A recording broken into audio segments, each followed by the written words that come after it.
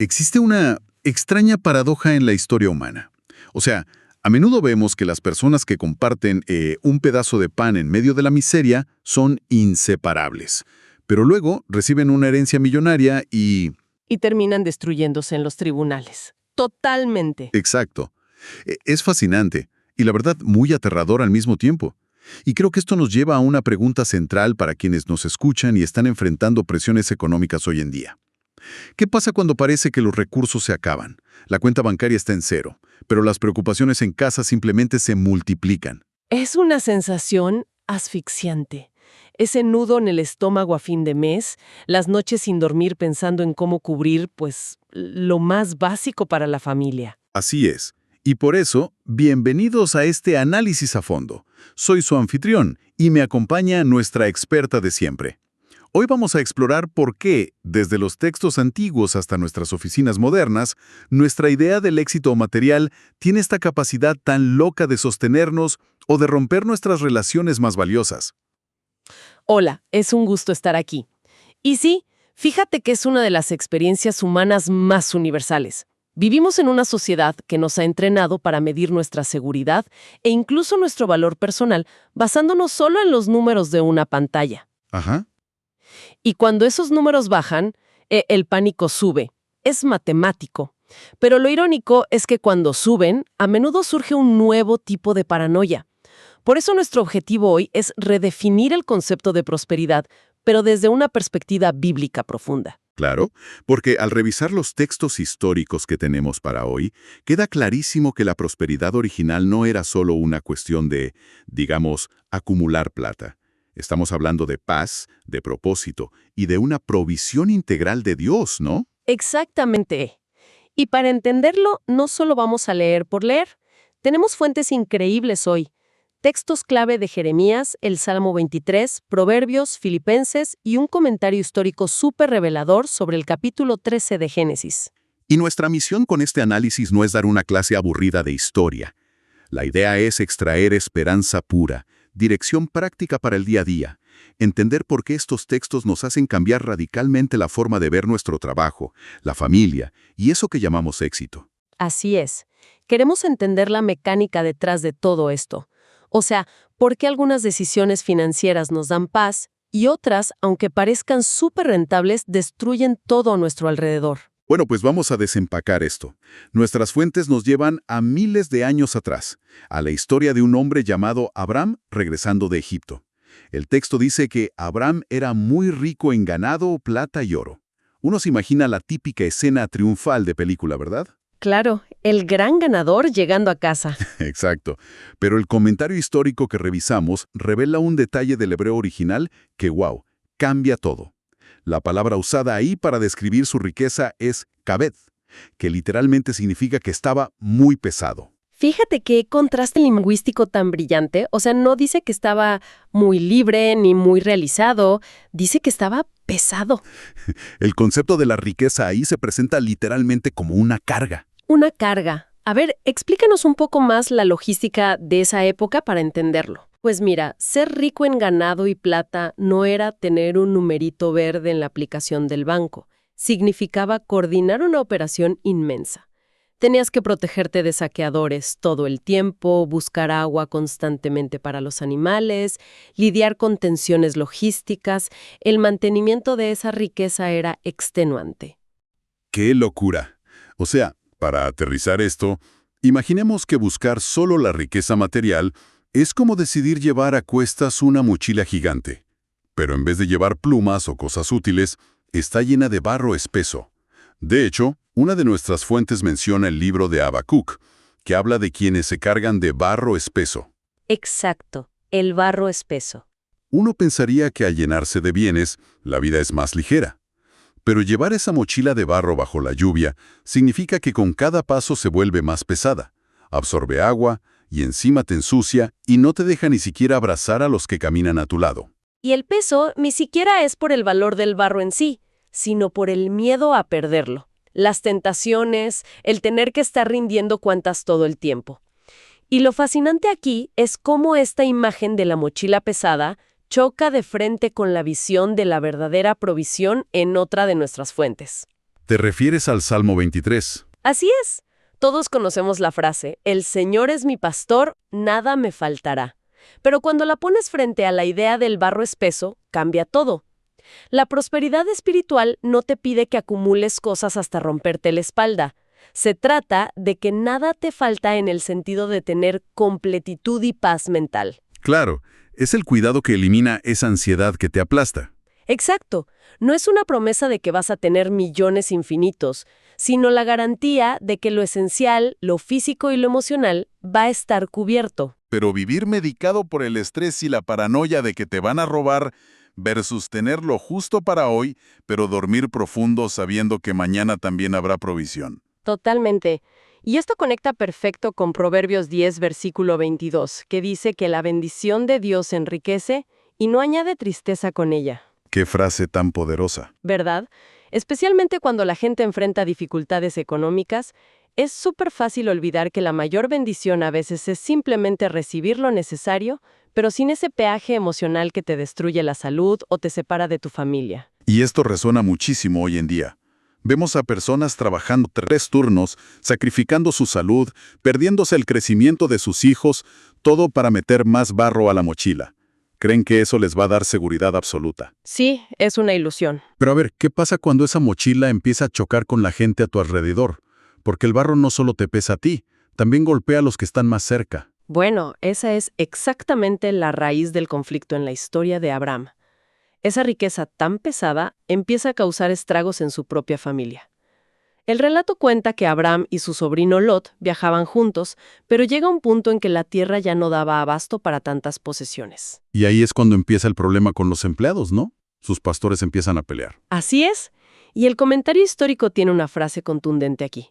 Dice que las palabras mío y tuyo son los grandes productores de rabia en el mundo. Vamos a hacer una pausa aquí porque quiero hacer de abogado del diablo. Si la riqueza trae este barro espeso y peleas y división, entonces el mensaje es que la pobreza es lo ideal. O sea, buscar el éxito laboral o querer mejorar los ingresos de tu familia es algo malo por naturaleza. Es una excelente pregunta. Y no, la respuesta al analizar a fondo es que la riqueza en sí no es el problema. El problema es el cambio de identidad que provoca. La riqueza bien administrada puede ser algo hermoso, una plataforma enorme para ser generoso. Ok, entonces el dinero no es el villano de la historia. No, el verdadero problema es la actitud psicológica que genera. Fíjate, cuando Abraham y Lot eran pobres o cuando había hambre, su supervivencia dependía de cooperar al 100%. O sea, la escasez los obligaba a estar unidos. Claro, si no tienes nada, dependes de tu familia para no morirte, básicamente. Exacto. Pero cuando llega la abundancia extrema, ya no piensan en supervivencia compartida. Empiezan a proteger sus activos individuales. De pronto, un pozo de agua no es de la familia, es de uno o de otro. Ahí es cuando el famoso mío y tuyo desata la rabia. Pasan de ser un equipo a ser competidores paranoicos. Tiene muchísimo sentido. El problema empieza cuando el mío y tuyo aplasta el concepto de nosotros. Cuando cuidar el patrimonio se vuelve más importante que el propósito familiar. Y el texto también habla de los malos siervos, ¿no? Los pastores metieron chismes, orgullo, y eso encendió el fuego del conflicto familiar. Y es justo en este caos donde Abraham nos da una clase magistral de liderazgo real. Según el contexto de la época, él era el mayor, el patriarca. Legalmente podía elegir las mejores tierras o simplemente correr a Lot por problemático. Pero toma una decisión radical. Decide ceder. Así es, le da a Lot la opción de elegir primero. Abraham prefiere asumir una pérdida económica muy tangible, entregando las mejores tierras agrícolas, porque entiende que la paz familiar es un activo infinitamente más valioso. Ceder para mantener la paz. ¡Wow! Y si aplicamos esto hoy, es asombroso. Pensemos en cuántas familias se fracturan para siempre por una herencia. Hermanos que llevan décadas sin hablarse por un terreno o por un negocio. O hasta por cosas sin valor monetario real, pero que representan ese mío. Totalmente. A veces ni siquiera es por la plata, es por el ego, por ver quién tiene la razón o quién merece más. Es la misma pelea de los pastores de Abraham, pero hoy la vemos con trajes y corbatas en oficinas corporativas, donde la gente se apuñala por la espalda por un ascenso. O arruinan el clima laboral solo por el orgullo de ganar un poco más que el compañero de al lado. Lo que nos enseña esta historia es que quienes realmente quieren vivir con fe y paz deben priorizar resolver los conflictos antes que el orgullo de tener siempre la razón. Saber cuándo ceder es la verdadera victoria. Pero claro, al ceder, Abraham pone a Lot en una posición donde tiene que elegir. Y aquí es donde se pone realmente interesante. Porque la decisión de Lot es el caso de estudio perfecto sobre cómo las apariencias te pueden llevar a la ruina. Sí, la elección de Lot es reveladora. El texto dice que Lot levantó la vista, miró la llanura del Jordán y vio que era una tierra exuberante, verde, pura agua, y la eligió toda para él. Su decisión fue puramente visual. Buscó el retorno de inversión más rápido, ignorando todo lo demás. Y el comentario histórico destroza este error de Lot. Dice que se dejó llevar por la concupiscencia visual y el orgullo material.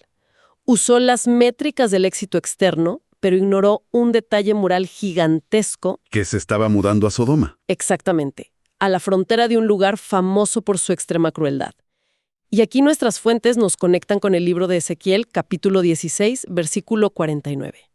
Ahí se explica cuál fue la verdadera raíz de la maldad de Sodoma. Y no es lo que mucha gente piensa. A ver, ¿qué dice Ezequiel? Dice que su ruina fue el orgullo, la abundancia de pan y la abundancia de ocio. Abundancia de pan y abundancia de ocio. ¡Qué locura! Normalmente la gente asocia a Sodoma con otro tipo de cosas, pero la raíz es el exceso de confort. Básicamente, tenían tanto éxito material y tanto tiempo libre que la sociedad se pudrió por dentro, ¿no? Ese es el mecanismo exacto. Cuando tienes la supervivencia hipergarantizada pero te falta un propósito superior, el orgullo y el egoísmo te consumen. Cuando la comodidad desplaza al carácter, las cosas terminan mal. Es una advertencia monumental para las decisiones que tomamos hoy. O sea, el peligro de alcanzar nuestras metas financieras guiándonos solo por el prestigio o el salario. Imagina a alguien que acepta mudar a toda su familia a otra ciudad solo porque le pagan el doble, sin pensar en el ambiente tóxico del lugar o el costo para su salud mental. Están repitiendo el algoritmo de Lot, literalmente. Es como aceptar ese superpuesto corporativo que te pide ser desleal y alejarte de tus hijos 6 días a la semana. Te deslumbra lo verde que se ve el pasto del dinero e ignoras que el suelo es radioactivo. Terminas en un lugar muy fértil económicamente, pero estéril en todo lo que le da sentido a la vida. Y para contrarrestar esta visión tan a corto plazo, el libro de Jeremías nos da un principio vital. En una versión contemporánea, Dios dice: «Porque yo sé muy bien los planes que tengo para ustedes, planes de bienestar y no de calamidad, a fin de darles un futuro y una esperanza». Planes de bienestar. Algunas Biblias dicen planes de paz. Fíjate que no dice planes de crecimiento financiero trimestral, sino paz y esperanza. Ese versículo reestructura toda nuestra definición de éxito. Nos muestra que la prosperidad divina es a largo plazo y busca el bienestar integral. La verdadera inteligencia espiritual es confiar en ese plan, incluso si la tierra que tienes enfrente hoy no parece la más lucrativa. O sea, es 1000 veces preferible caminar con propósito, en un terreno un poco más seco, sabiendo que Dios te va a proveer de forma sostenida, que salir corriendo hacia un espejismo de abundancia que te va a destruir la integridad. Exacto. Y si sumamos lo que mencionan Proverbios y Filipenses sobre honrar a Dios y confiar en que Él suple lo verdaderamente necesario, la conclusión es súper clara. Los recursos económicos son herramientas, nunca deben ser amos. Me encanta eso. La provisión sigue el propósito. Si usas tu energía en buscar la paz y actuar con integridad, la provisión de Dios llega sola. No tienes que perseguir el dinero como un desesperado pensando que algún día te vas a poder comprar la paz. Construyes la paz hoy. ¿Y sabes? La mejor forma de aterrizar todo esto es ver cómo terminó la historia de Abraham en el capítulo 13. Desde la mentalidad corporativa moderna, el tipo hizo el peor trato del siglo. Se quedó con la tierra rocosa y fea. Cualquier asesor de negocios le hubiera dicho que fue un ingenuo. Totalmente. Podría haberse sentido estafado, pero justo en ese momento de aparente pérdida material, Dios se le acerca, valida su decisión y le promete una herencia y un legado muchísimo más grande que cualquier prado verde. Si vemos la foto completa, hay un patrón lleno de esperanza aquí. Y es que la provisión de Dios muchas veces te compensa con una paz espiritual tremenda cuando decides perder algo material por mantener tu integridad o la paz con tu familia. Así es, Abraham no llegó a su nuevo terreno sintiéndose como el perdedor de una negociación. ¿Sabes cuál fue su respuesta inmediata? Construyó un altar para agradecer en medio de un terreno difícil. Demostró que su seguridad no venía de qué tan fértil era la tierra, sino de su relación con Dios. Construyó un altar, no una caja fuerte. ¡Qué poderoso! Todo esto es una invitación directa para fortalecer la fe en medio de nuestras pruebas económicas de hoy. Si alguien que nos escucha ha tenido que ceder por hacer lo correcto o perdió un negocio por no ser deshonesto, la promesa histórica es que hay una provisión y una paz que sostienen mucho más que los números del banco. La verdadera prosperidad bíblica, al final del día, es tener paz con Dios, valorar a tu familia muy por encima del patrimonio y evitar cargar esa mochila de barro espeso llena de orgullo. Es un cambio de mentalidad brutal. Sí, y fíjate que esto nos deja con una última reflexión, algo para darle vueltas cuando se termine el audio y volvamos a nuestras rutinas. Sabemos que Abraham pasó su vida construyendo esos altares sencillos de piedra en el desierto para recordar su propósito. Pero Lot, por el contrario, buscó la seguridad de las grandes ciudades y construyó su vida dentro de los inmensos muros de Sodoma para proteger su dinero. Sí. Y desaparecieron bajo la destrucción. Pero la fe que se forjó en esos altares de piedra sencillos cambió la historia del mundo. Así que la pregunta que nos toca hacernos hoy, en medio de nuestra carrera por tener seguridad económica, es esta. Si el día de mañana todas nuestras metas financieras se cumplieran de golpe, ¿tendría nuestro espíritu la misma abundancia que nuestra cuenta bancaria? ¿Estamos gastando la vida levantando muros cada vez más altos para proteger lo nuestro? ¿O estamos construyendo altares que le den verdadero propósito a nuestra vida? ¡Wow! ¡Qué perspectiva tan reveladora! Es el momento perfecto para cuestionar qué tipo de estructuras estamos levantando con nuestro esfuerzo diario. Así llegamos al final de nuestro análisis a fondo de hoy. Para todas las personas que hoy sienten ese peso abrumador de no saber qué pasará con la economía, esperamos que esto sea un recordatorio de que la provisión divina cubre todas las áreas de la vida y llega en el momento perfecto. Así es, no hay que perder la esperanza. Volviendo a la pregunta del principio. Cuando parece que los recursos escasean, recordemos que la mochila no necesita estar desbordada de barro pesado para que el viaje tenga valor. Hay un propósito enorme, y la promesa sigue viva de que lo verdaderamente esencial, de la mano de Dios, jamás nos va a faltar. Muchísimas gracias por acompañarnos y hasta nuestro próximo encuentro.